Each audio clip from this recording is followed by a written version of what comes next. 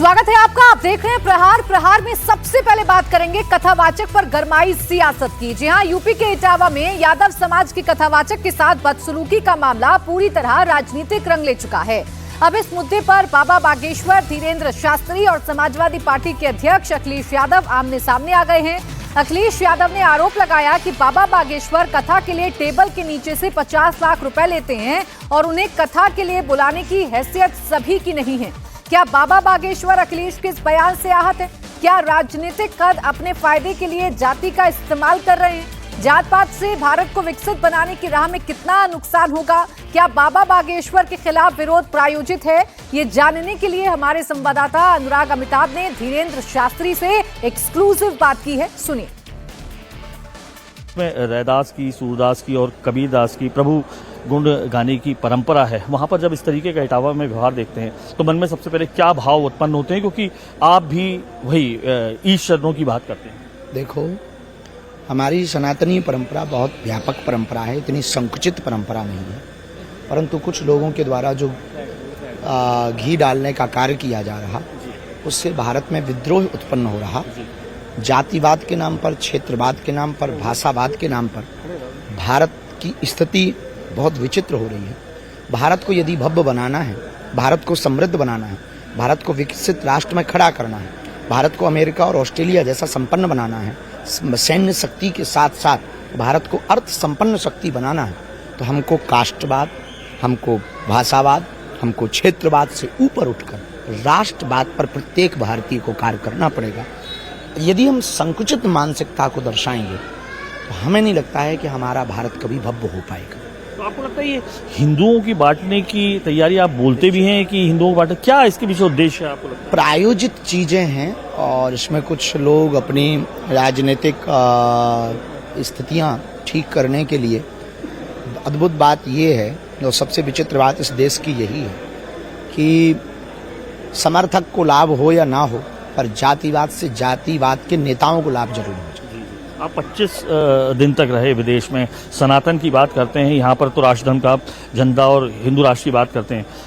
विदेश में आपको क्या दिखाई दिया? वहाँ पे भी आपको लगता है कि जाति की यही वैमनस्यता की भावना क्या है? थोड़ा विस्तार से बताइएगा। इसीलिए वो विदेश हैं, इसीलिए वो संपन्न है। ऑस्ट्रेलिया, न्यूजीलैंड, ये जो देश हैं, इसलिए ये संपन्न है क्योंकि ये जातियों में नहीं बटे, ये भेद से ऊपर उठे, इसलिए ये सिर्फ राष्ट्रीयता पर भरोसा करते हैं। इसलिए उस देश के डेवलपमेंट, वहाँ की इकोनॉमी, वहाँ का कल्चर, वहाँ की व्यवस्था, वहाँ का नेचर, वहाँ लोगों का अनुशासन में रहना, ये सब जो हो पाया वो इन्हीं कारण से हो पाया कि वहाँ के नेताओं को ये छूट नहीं है कि आप जातिवाद फैलाओ या भेदभाव फैलाओ।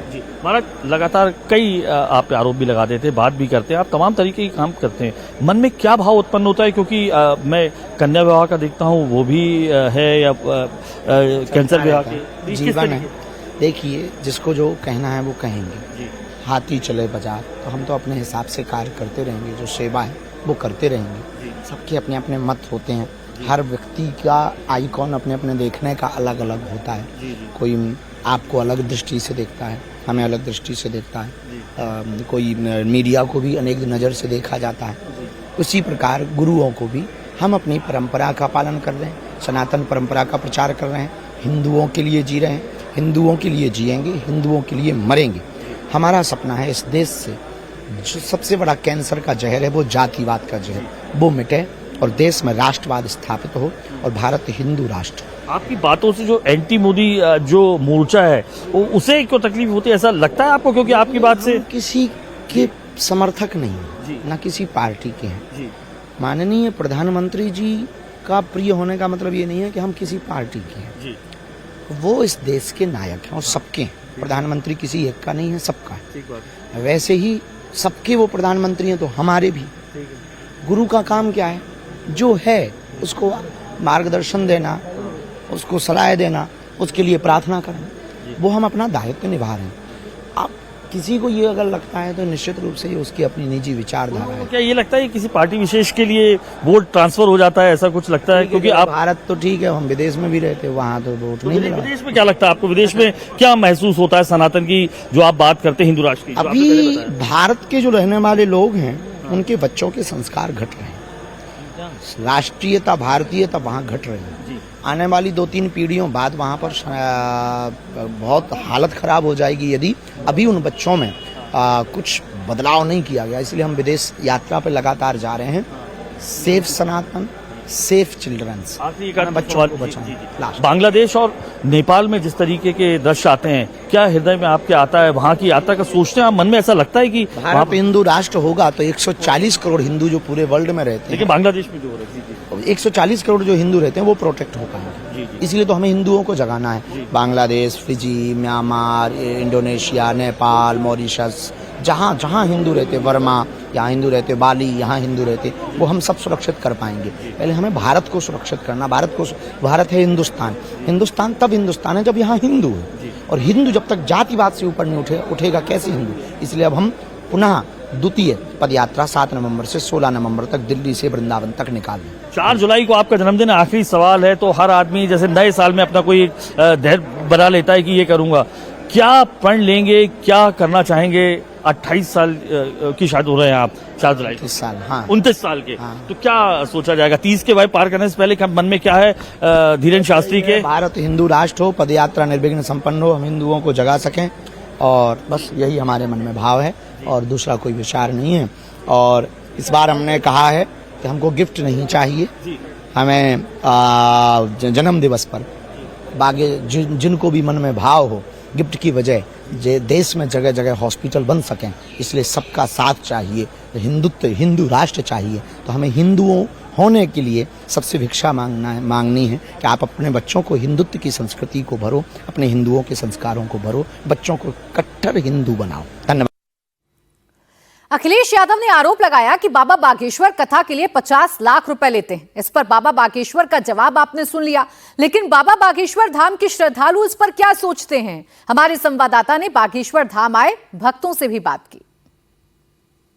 प्रदेश के इटावा में कथावाचकों के साथ हुई बदसलूकी के बाद अब राजनेताओं ने सवाल उठाने शुरू कर दिए हैं कथावाचकों पे। सबसे पहला सवाल सपा जो सुप्रीमो है अखिलेश यादव ने लगाया उस शख्स पर जिसकी धरती पर, जिसके धाम पर इस वक्त इंडिया टीवी मौजूद है, बागेश्वर धाम सरकार के पीठाधीश्वर पंडित धीरेन्द्र शास्त्री पर सवाल उठाया कि दरअसल वो हर कथा के अंडर द टेबल 50 लाख रुपए लेते हैं। और इसकी हकीकत जानने के लिए इंडिया टीवी इस वक्त गांव गढ़ा में ही मौजूद है और मंगलवार का दिन है।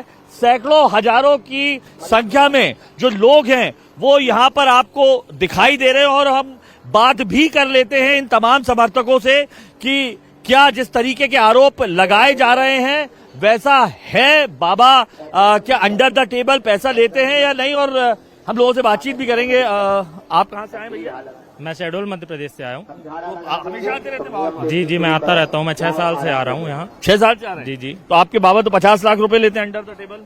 कौन देता है उनको ये पैसे? नहीं, अब देता नहीं है, ये सवाल है कि वो 50 लाख रुपए बाबा बागेश्वर लेते हैं, ऐसा सपा प्रमुख को अखिलेश यादव ने आरोप लगाया। लेते हैं 50 लाख? नहीं लेते हैं, ऐसा कोई है ही नहीं इनका। हमारे यहाँ कथा होगी, मैं अगर उनका दिल कहेगा और उनके बालाजी कहेंगे कि हमारे यहाँ कथा करनी है तो वो हमारे यहाँ जरूर आके कथा करेंगे। वो तो हमारे सनातन धर्म को बढ़ा रहे हैं, बढ़ावा दे रहे हैं, इसका कोई पैसा नहीं लेते हैं। आप 6 दिन से यहाँ पर हैं? जी जी जी। ये खाना वगैरह कहाँ होता है? ये खाना वगैरह हमारे यहाँ अन्नपूर्णा चल रही है। आज मंगलवार है, भंडारा चलता है यहाँ पे। तो उसके पैसे लेते होंगे ना? कोई पैसे नहीं लगते उसके कोई पैसे नहीं, पूरा निःशुल्क है ये कैमरा देख के तो नहीं बोल? नहीं निःशुल्क बाबा जी का भंडारा परमानेंट निःशुल्क। ये आरोप है कि बाबा 50 लाख रुपए? नहीं गलत ये गलत। निःशुल्क, सब निःशुल्क है यहाँ पर। क्या खाना, लेटने बैठने की व्यवस्था, बाथरूम, लेटरिंग, नहाने धोने की व्यवस्था, सारी सब निःशुल्क है यहाँ पर। अच्छा जी हाँ। कितने लोग आ जाते हैं? आज बताएं, आज हम लोग सुबह से लगे हुए हैं। मैं सेवा भी देता हूँ यहाँ के, ऐसे 6 दिन से आया हूँ। आज कम से कम यहाँ से 3 लाख लोग खाना खा के जाने वाले हैं। 3 लाख लोगों के हिसाब से सुबह से खाना बन रहा है यहाँ। दरअसल इटावा में कथावाचकों के साथ हुई बदसलूकी के मामले ने तूल पकड़ लिया और देखते ही देखते अखिलेश यादव ने इस विवाद में बाबा बागेश्वर की एंट्री करा दी और सीधे तौर पर बाबा बागेश्वर का नाम लेकर उन पर कुछ आरोप लगाए, जिसका जवाब बाबा बागेश्वर की तरफ से भी दे दिया गया। पंडित धीरेन्द्र कुमार शास्त्री ने कहा कि लोगों का काम है कहना, वो तो कहते ही रहते हैं, हम अपना काम करते हैं, हम हिंदू राष्ट्र की बात करते हैं, जातियों में बांटने का काम कुछ राजनेता करते हैं। तबकि अखिलेश यादव ये कह रहे हैं कि जो बड़े बड़े बाबा हैं, उन्होंने नाम बाबा बागेश्वर का लिया, कि जो बड़े बड़े बाबा हैं, जो बड़े बड़े कथावाचक हैं, वो कथा कहने के 50 लाख रुपए लेते हैं, अंडर द टेबल पैसे लिए जाते हैं। अब सवाल यह है कि एक तरफ उत्तर प्रदेश में इटावा में कथावाचक के बहाने यादव वर्सेस ब्राह्मण करने की कोशिश की जा रही थी, तो दूसरी तरफ अब इसमें बाबा बागेश्वर, पंडित धीरेन्द्र शास्त्री की एंट्री क्यों करवाई गई है? बाबा बागेश्वर जैसे बड़े कथावाचक आखिरकार अखिलेश यादव के निशाने पर क्यों हैं? क्या जाति वाला एंगल सेट करके या जातीय समीकरण सेट करके आने वाले चुनावों की तैयारी अखिलेश यादव ने अभी से शुरू कर दी है? तो बाबा बागेश्वर पर जो आरोप लगे उसका जवाब बाबा बागेश्वर ने दे दिया। अब जो आश्रम में कथा सुनने के लिए लोग आते हैं वो भी आपने सुना, और कुछ क्या कह रहे हैं लोग अखिलेश यादव के इन आरोपों पर, आपको सुनवाते हैं। सुंदर रेकवार जी और धाम का सेवक हूँ। कन्या विवाह में गुरुजी के लिए सेवा देता हूँ। अच्छा, कन्या विवाह का? जी जी जी। जो हर साल कन्या विवाह होता है जी, तो ये कन्या विवाह के लिए भी पैसा ले लेते हैं क्या बाबा? बाबा जी कन्या विवाह के लिए पैसा? अरे इतने भक्त हैं बाबा जी के, उनको जरूरत ही नहीं है देने की। हम सारे भक्त मिलकर करते हैं कन्या विवाह। उनके शिष्य मंडल इतना बड़ा है कि जो चाहिए वो गुरुजी को अर्पण करते हैं। हम झोली फैला के पैसा मांग लेंगे, गुरुजी पैसे नहीं लेते किसी से। लेकिन वो तो कहा है अखिलेश जी ने कि वो 50 लाख रुपए अंडर द टेबल जा रहा है हर कथा में। अब देखिए नेताओं का हम कुछ नहीं कहते, नेताओं का कुछ नहीं कहते, लेकिन हमारे गुरुजी लाखों करोड़ों रुपए ऐसे ठुकरा देते हैं। और धाम पर रोज भोजन कराना, रोज भंडारा कराना, दोनों टाइम, ये कौन करेगा? 1 रुपए गुरुजी नहीं लेते। सारे जो भक्त आते हैं 10 रुपए, 5 रुपए, बूढ़ी बूढ़ी माएँ चढ़ाती हैं 10-10 रुपए, तो उससे जो बचता है दान पेटियों में वो भंडारा चलता है। आप शादियों का बता रहे हैं कि शादियां जो होती हैं जो शुरू से पहले 11 या 51 कितनी से अब जाके 251, उसका बताइए आप। मैं आपको डिटेल बताऊं, मैं चूंकि मैं और अवस्थी जी गुरुदेव की सेवा में उन्होंने मुझे सेवा दी है। 2020 में 11 विवाह हुए थे। 2021 में 11 विवाह के पैसा कहाँ से आया? पैसे हम लोगों ने दिए, शिष्य मंडल ने सब जोड़ के चंदा किया हम लोगों ने। आगे बढ़ेंगे, बात करेंगे महाराष्ट्र की, जहां हिंदी बनाम मराठी के बीच छिड़े सियासी घमासान के बीच मनसे कार्यकर्ताओं की गुंडागर्दी सामने आई। मनसे कार्यकर्ताओं ने मीरा रोड पर एक दुकानदार को मराठी नहीं बोलने पर पीटा। दुकानदार को एक के बाद एक कई थप्पड़ जड़े। मनसे कार्यकर्ता फास्ट फूड की एक शॉप पर पहुंचे और मराठी को लेकर दुकानदार से बहस करने लगे। दुकानदार से कहा कि महाराष्ट्र में रहते हो तो मराठी बोलनी ही पड़ेगी। दुकानदार ने कहा महाराष्ट्र में सब भाषा चलती है। जैसे ही दुकानदार ने बोला, मनसे कार्यकर्ता दुकानदार पर टूट पड़े और जमकर मारपीट की। मराठी कंपल्सरी हो गया है। तुम क्या बोले, क्यों मराठी बोलेगा? क्यों मराठी बोलने का मतलब? ऑफिस में आए थे संदीप वाले साहब, हमको थोड़ी मालूम है कभी कंपल्सरी हुआ। आज तो आपको मैं क्या बोला, आपको मैं आपको क्या बोला सीखने का? कितना बड़े कौन से राज्य में काम कर रहे हो? महाराष्ट्र में ना, इतना वाले महाराष्ट्र में कौन सी भाषा बोली जाती है? सब भाषा।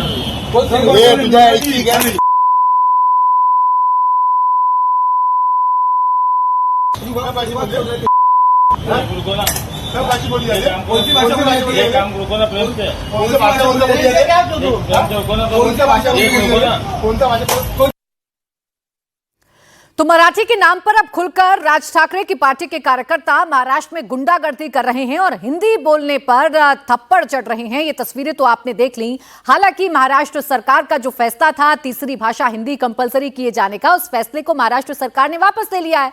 महाराष्ट्र बीजेपी के नेता और फडणवीस सरकार में मंत्री आशीष शेलार ने एमएनएस कार्यकर्ताओं की गुंडागर्दी को लेकर कहा कि महाराष्ट्र में दूसरी भाषा और उसे बोलने वालों का अपमान करने वालों पर कानूनी कार्रवाई करेंगे।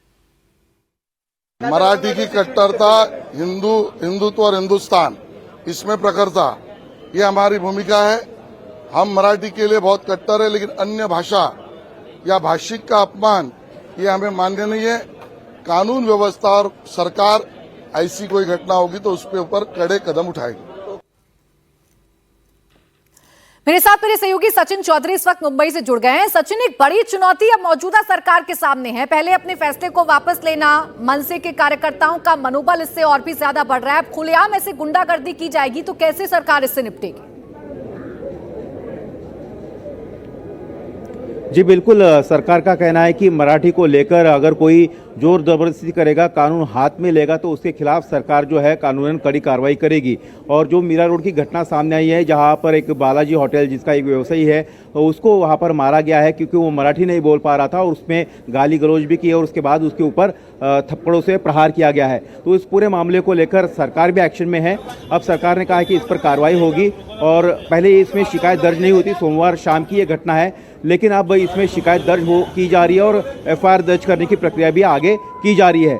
लेकिन इस पूरी घटना को लेकर एक बार फिर से एमएनएस आक्रामक हो गई है और इसको लेकर जो शिवसेना है, उद्धव ठाकरे की शिवसेना, वो भी कहीं ना कहीं समर्थन करती हुई नजर आ रही है। उनका कहना है कि मराठी भाषा को लेकर जो है मारपीट करना, उसका कोई समर्थन नहीं कर सकता है। लेकिन अगर कोई मगरूरी की भाषा करेगा, कहेगा कि मैं मराठी नहीं बोलूंगा और हिंदी ही बोलूंगा, तो उसके ऊपर फिर इस तरह की कार्रवाई करने को वो जायज ठहरा रहा है। वही शरद पवार की पार्टी का कहना है, क्योंकि उनका वोट बैंक भी हिंदी भाषी है, तो उनका कहना है कि इस तरह की कार्रवाई का वो समर्थन नहीं करते हैं, कानून हाथ में नहीं लेना चाहिए। बहरहाल बीजेपी ने कहा है कि महाराष्ट्र में मराठी को लेकर वो आग्रही है, लेकिन अगर कोई कानून हाथ में लेगा मराठी के आड़ में तो सरकार उसको नहीं सहेगी। बहरहाल एमएनएस का कहना है कि अगर कोई मराठी सीखना चाहता है तो उसको सिखाने के लिए राजी है। लेकिन राज ठाकरे तो पुरानी पिच पर उतरकर बल्लेबाजी करना चाहते हैं, अपनी खोई हुई जमीन को वापस लाना चाहते हैं। उद्धव ठाकरे को भी कहीं ना कहीं राज ठाकरे की इस पिच पर उतरकर बल्लेबाजी करना मुफीद साबित हो रहा है और साथ में मिलकर वो समीकरण साधने की कोशिश कर रहे हैं। लेकिन देखना है कि इस चुनौती से सरकार कैसे निपटेगी। शुक्रिया आपका तमाम जानकारी के लिए सचिन। अब आगे बढ़ेंगे, बात कर्नाटक की करेंगे, जहां कांग्रेस की सरकार है और यहां कांग्रेस पार्टी में मुख्यमंत्री बदलने की मांग तेज हो गई है। मई 2023 में सिद्धारमैया को मुख्यमंत्री बनाते वक्त सीएम को लेकर जो फॉर्मूला दिया गया था उसे लागू करने की मांग तेज हो गई है, जिसके बाद अटकलें लगाई जा रही हैं कि अगले 3 महीने में राज्य को नया मुख्यमंत्री मिल सकता है। हालांकि इन अटकलों के बीच कांग्रेस अध्यक्ष मल्लिकार्जुन खड़गे का बड़ा बयान सामने आया। खड़गे ने कहा कि सीएम बदला जाएगा या नहीं इस पर पार्टी फैसला लेगी, इस पे फैसला हाईकमान लेगा। दरअसल मई 2023 में कर्नाटक विधानसभा चुनाव में कांग्रेस की प्रचंड जीत हुई थी। जीत का सेहरा डीके शिव कुमार के सिर पर बांधा गया था, क्योंकि वो उस समय प्रदेश अध्यक्ष थे। इस वजह से सीएम की रेस में वो सबसे आगे थे। लेकिन अगले ही साल 2024 में लोकसभा चुनाव था। ऐसे में कांग्रेस पार्टी सिद्धारमैया को नाराज नहीं करना चाहती थी और 2.5 साल के फॉर्मूले पर बात बन गई। सिद्धारमैया को पहले 2.5 साल के लिए सीएम बनाया गया, जो नवंबर 2025 में पूरा हो रहा है। इसलिए अब उस फॉर्मूले को लागू करने की मांग उठ रही है। सिद्धारमैया की जगह डीके शिव कुमार को मुख्यमंत्री बनाए जाने की मांग की जा रही है और ऐसे में मल्लिकार्जुन खड़गे का यह कहना कि इस पर फैसला हाई कमान लेगा पार्टी का। सवाल यह है कि मल्लिकार्जुन खड़गे तो खुद राष्ट्रीय अध्यक्ष हैं, वो किस हाई कमान की बात अब कर रहे हैं। इसे लेकर कांग्रेस अध्यक्ष मल्लिकार्जुन खड़गे का बड़ा बयान सामने आया। जब पत्रकारों ने खड़गे से सीएम बदलने की मांग को लेकर सवाल पूछा तो उन्होंने कह दिया कि सीएम बदलना या ना बदलना हाईकमान के हाथ में है। कोई नहीं कह सकता कि हाईकमान में क्या चल रहा है, यह हाईकमान पर छोड़ दिया गया है और हाईकमान को आगे की कार्रवाई का अधिकार है। Sir, your own party leaders are saying that there will be change in the chief minister in October, and these things are in the making. See, that is in the hands of High Command. Nobody can say here what is going in the High Command. This is left to the High Command. High Command has got power to take further actions, but unnecessarily one should not create problems. तो आपको यहां फिर से याद दिला दें कि जिस हाईकमान की बात मल्लिकार्जुन खड़गे कर रहे हैं वो खुद कांग्रेस के अध्यक्ष हैं, राष्ट्रीय अध्यक्ष हैं। अब ऐसे में किस हाईकमान की बात मल्लिकार्जुन खड़गे कर रहे हैं, ये बड़ा सवाल है, क्योंकि राजनीतिक गलियारे में अब ये सवाल उठने लगा है कि मल्लिकार्जुन खड़गे ही पार्टी के राष्ट्रीय अध्यक्ष है, तो फिर हाईकमान कौन है? क्या पार्टी अध्यक्ष होने के बावजूद खड़गे के पास कोई पावर नहीं है? फिर सोनिया गांधी, राहुल गांधी और प्रियंका में से कौन सा कांग्रेस का हाईकमान है? क्योंकि खड़गे ने खुद कहा है कि सीएम बदलने पर फैसला खुद हाई हाई कमान लेंगे। एक बार फिर से बीजेपी को मौका मिल गया है और बीजेपी लगातार अब कांग्रेस पर प्रहार कर रही है और कह रही है कि बेशक मल्लिकार्जुन खड़गे राष्ट्रीय अध्यक्ष हों, लेकिन फैसला अभी भी गांधी परिवार लेता है। केंद्रीय मंत्री प्रहलाद जोशी ने मल्लिकार्जुन खड़गे पर करारा अटैक किया और कहा कि कांग्रेस में गांधी परिवार ही सब कुछ है। खड़गे के बयान से पता चल रहा है हाई कमान कौन है। क्या स्थिति है एक राष्ट्रीय अध्यक्ष का, इससे पता चलता है।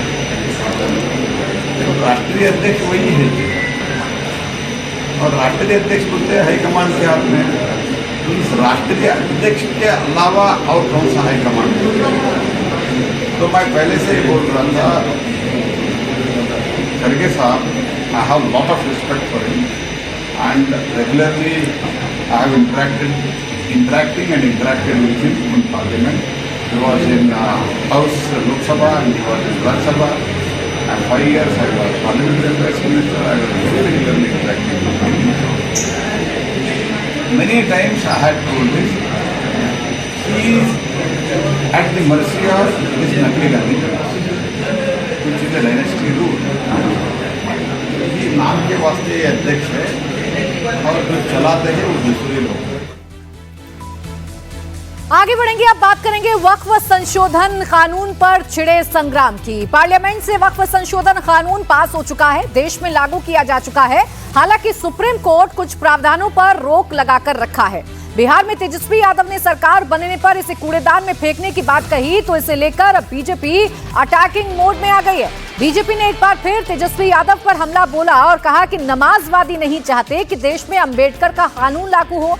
नमाजवादियों को देश में शरिया कानून चाहिए। दरअसल 2 दिन पहले पटना के गांधी मैदान में वक्फ संशोधन कानून के खिलाफ बड़ी रैली हुई थी, जिसमें तेजस्वी यादव ने बीजेपी पर वक्फ कानून के बहाने अटैक किया था। अब बीजेपी इसे लेकर तेजस्वी पर अटैकिंग मोड में है। दुख की बात है, जिस तरह से कल 9वीं फेल पूर्व उप मुख्यमंत्री, नेता प्रतिपक्ष तेजस्वी यादव कह रहे थे कि भारत की संसद में पारित कानून वक्फ संशोधन को कूड़ेदान में डाल देंगे। मैं ये पूछना चाहता हूं, ये बड़े सवाल हैं। नमाजवादी तुष्टीकरण करने के मसीहा मौलाना तेजस्वी यादव जी, ये बताइए हमें, आप संविधान कभी पढ़े हैं? कभी उसकी मूल भावना को चरितार्थ किया है? जो कानून संसद में पारित हुआ, माननीय राष्ट्रपति जी ने उसे स्वीकृति दी,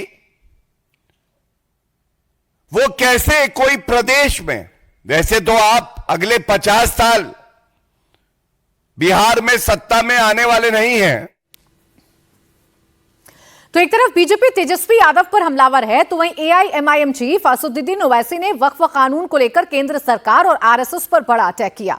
ओवैसी ने कहा कि सरकार मुसलमानों की कोई भी मस्जिद और दरगाह छीन सकती है। ओवैसी ने आंध्र प्रदेश के कुरनूल की जनसभा में दावा किया कि आरएसएस के पास उन मस्जिदों और दरगाहों की लिस्ट है जिस पर वो कब्जा करना चाहती है। जिस गोल गुंबद पर वक्फ बोर्ड का मालिकाना हक था, उसका मालिक अब एएसआई बन गया है। ओवैसी ने आरोप लगाया कि आंध्र प्रदेश के सीएम चंद्रबाबू नायडू आरएसएस के एजेंडे को लागू कर रहे हैं। ये कानून नहीं बनता अगर चंद्रबाबू नायडू, चिराग पासवान, नीतीश कुमार, कुमारस्वामी, अजीत पवार, जब तक आप इनको सियासी तौर पर शिकस्त नहीं देंगे, इनका दिमाग ठिकाने आने वाला नहीं है। और हम शुक्रिया अदा करते हैं जगन मोहन रेड्डी का, अदा करते हैं जिन्होंने इस बिल की मुखालिफत में वोट दिया।